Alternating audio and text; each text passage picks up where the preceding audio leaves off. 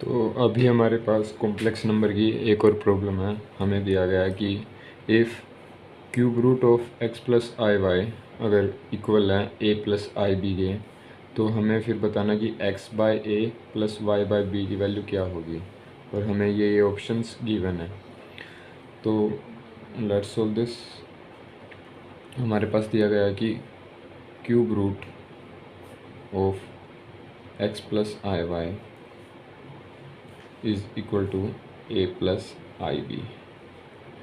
तो आप देख सकते हैं कि हमारे पास LHS में भी एक कॉम्प्लेक्स नंबर है एक्स प्लस आई वाई, और RHS में भी एक कॉम्प्लेक्स नंबर है ए प्लस आई बी, और वो इक्वल है। मतलब यहाँ पर हम इक्वलिटी का complex equality of complex numbers concept का यूज़ कर सकते हैं। लेकिन उससे पहले एक्सप्रेशन को हम थोड़ा सा सिंप्लीफाई कर लेते हैं और फिर चीज़ों को रीअरेंज करके सोल्व करते हैं। तो हमारे पास क्या है, ये x plus I y 1/3 is equal to a plus I b. हम यहाँ पर क्या कर सकते हैं कि दोनों साइड क्यूब ले लेते हैं, तो हमारे पास कुछ तो चीज़ें सिंप्लीफाई होंगी। एक्स प्लस आई वाई इधर आ जाएगा और उधर हो जाएगा ए प्लस आई बी का होल क्यूब। तो ये बन जाएगा X plus I Y is equal to A cube plus B cube. यहाँ पर हम A plus B whole cube की आइडेंटिटी यूज़ करेंगे, जो कि है A cube plus B cube plus 3ab 3 times of A B into A plus B. तो इसको थोड़ा सिंप्लीफाई करते हैं, यह आ जाएगा ए क्यूब और iota cube I cube is minus I, so ये बन जाएगा minus B cube into I plus 3 times of A B I into A plus I B. और सिंप्लीफाई करते हैं, A cube minus I into B cube plus 3a square B I. यहाँ पर आई into आई बन के माइनस हो जाएगा iota square जो -1 होता है, फिर ये बन जाएगा 3 times of A b square. और हमारे पास फिर आ जाएगा एक्स प्लस आई वाई जो कि एक कॉम्प्लेक्स नंबर, वो इक्वल टू है। यहाँ पर हम RHS में क्या करते हैं कि हम इस कॉम्प्लेक्स नंबर को रियल और इमेजिनरी के साथ उसको कंबाइन करके लिखेंगे, उसके रियल पार्ट्स को और इमेजिनरी पार्ट्स को। तो हमारे पास आ जाएगा A cube minus 3ab square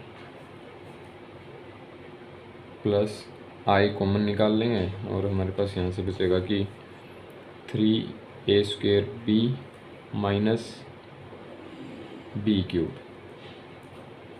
तो ये हमारे पास ये आ चुका है। तो A cube minus 3ab square plus I common, तो 3a square B minus B cube. और LHS में भी हमारे पास एक कॉम्प्लेक्स नंबर है, RHS में भी हमारे पास एक कॉम्प्लेक्स नंबर है और बीच में इक्वल है। मतलब ये कॉम्प्लेक्स नंबर इस कॉम्प्लेक्स नंबर के इक्वल है। तो हम क्या बोल सकते हैं यहाँ से कि जो real part of this complex number है जो कि x है, वो किसके बराबर होगा, इसके बराबर, इसके रियल पार्ट के बराबर। और जो इसका इमेजिनरी पार्ट है वो इसके इमेजिनरी पार्ट के बराबर होगा। तो हम लिखेंगे कि जो x है किसके बराबर है, वो ए क्यूब माइनस 3ab स्क्वेयर, और जो y है वो किसके बराबर है, 3a square B minus B cube. तो ये हमारे पास आ चुकी हैं दो इक्वेशंस। मतलब ये वहाँ से हमने चीज़ों को डिड्यूस किया, तो ये हमारे पास कुछ चीज़ें आ रही हैं। और हमें क्या बोला निकालने के लिए कि x अपॉन ए प्लस वाई अपॉन बी की वैल्यू पूछी है। तो यहाँ पर हम वैल्यूज़ को सब्स्टिट्यूट कर देते हैं। x की जगह लिख लेंगे A cube minus 3ab square divide by A plus Y की वैल्यू करेंगे सब्स्टिट्यूट अभी 3a square B minus B cube divide कर देंगे उसको b से। तो ये ए को दोनों के नीचे लिख देंगे, मतलब ए दोनों के साथ डिवाइड में चला जाएगा, तो यहाँ बचेगा A square minus 3b square plus में यहाँ पर बी से cancel 3a square minus B square, तो ये बन जाएगा ए square plus 3a square 4a square minus 3b square minus B square minus 4b square, यहाँ पर 4 कॉमन आ जाएगा तो हमारे पास आ जाएगा ए स्क्वेयर माइनस बी स्क्वेयर। तो ये this is our final answer 4 times of a square minus B square.